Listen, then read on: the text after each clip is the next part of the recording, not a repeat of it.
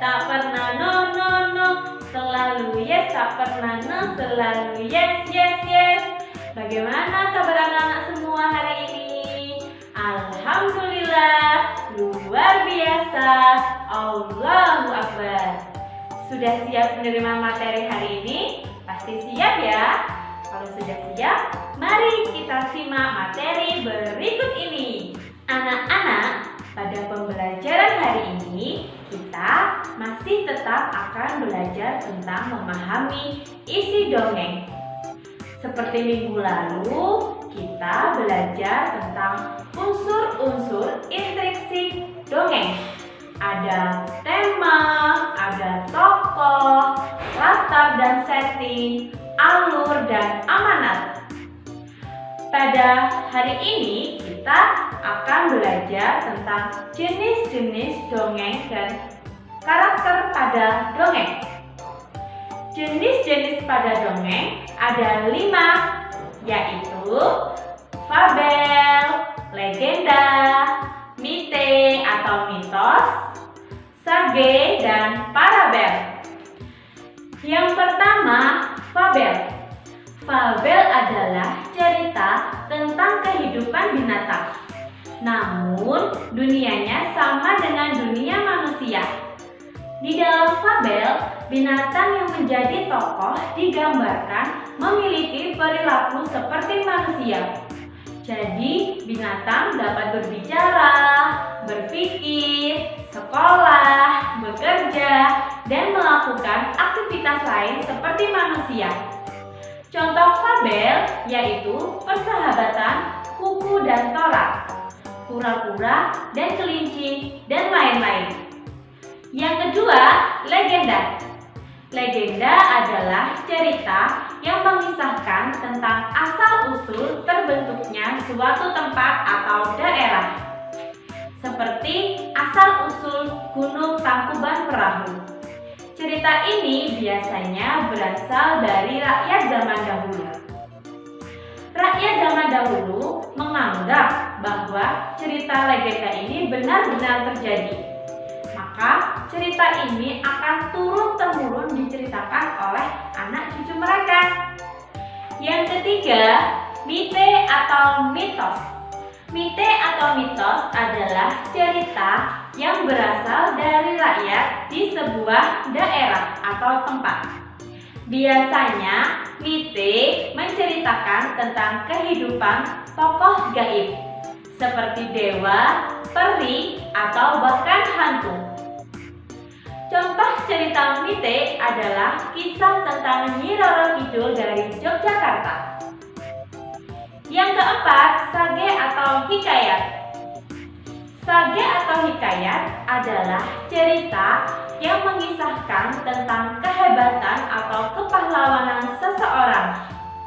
Contoh dari sage atau hikayat adalah kisah Joko Tingkir. Yang kelima, parabel. Parabel adalah cerita yang mengandung nilai-nilai pendidikan, baik pendidikan moral maupun pendidikan agama dan pendidikan lainnya. Contoh cerita dari parabel adalah cerita tentang maling kundang.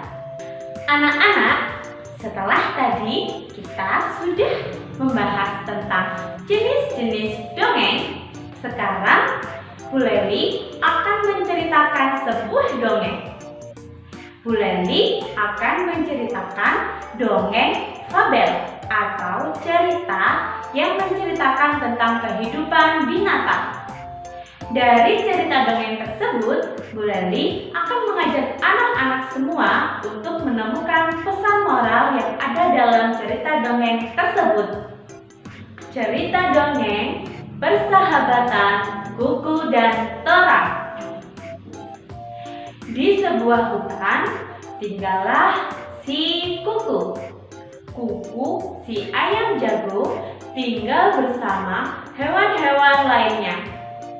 Ada si Uping, si kelinci, ada Bombom, si gajah, Molly, si kucing, dan Tora, si merpati.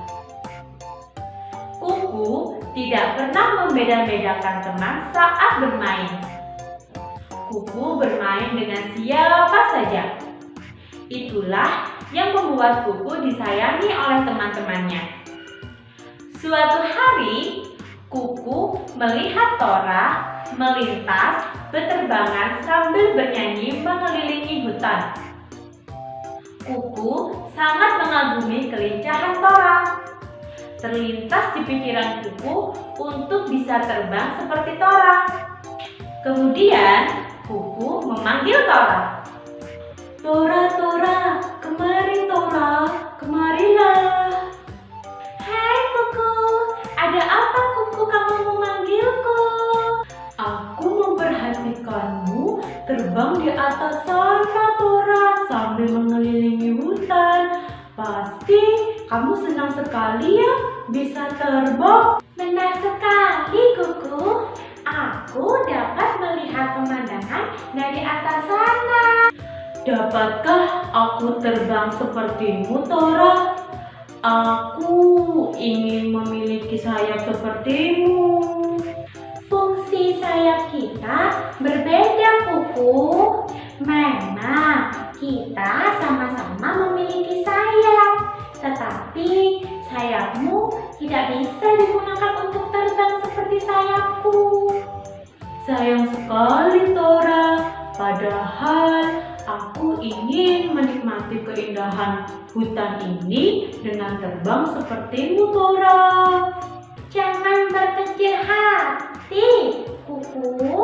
Kita adalah makhluk ciptaan Tuhan. Setiap makhluk memiliki kelebihannya masing-masing, dan kita harus mensyukuri itu. Misalnya, aku dapat terbang, tetapi aku tidak dapat berkokok merdu sepertimu. Bahkan, aku pun tak memiliki cakar yang tajam dan kuat sepertimu, Kuku. Benar katamu, Tora. Terima kasih ya, Tora, karena kamu telah mengingatkanku akan kelebihan kita masing-masing. Aku akan berusaha bersyukur dengan apa yang aku miliki. Terima kasih ya, Tora. Sejak saat itu, persahabatan antara Kuku dan Tora terjalin semakin baik. Kuku dan Tora sering bermain bersama. Mereka saling menghargai kelebihan dan kekurangan satu sama lain. Anak-anak, pada dongeng persahabatan Kuku dan Tora, kita dapat mengambil pesan moral, yaitu kita harus saling menghargai kelebihan dan kekurangan satu sama lain. Serta kita juga harus bersyukur. Karena jika kita tidak bersyukur, kita akan merasa kurang dan tidak sempurna. Maka dari itu, kita harus bersyukur dan legowo. Itu tadi materi tentang dongeng. Semoga materi yang telah Bu Leli sampaikan dapat diterima anak-anak dan bermanfaat. Tetap semangat belajar dari rumah, jangan pantang menyerah, dan patuhi protokol kesehatan. Bu Leli akhiri, wassalamualaikum warahmatullahi wabarakatuh. Sampai jumpa di pembelajaran selanjutnya.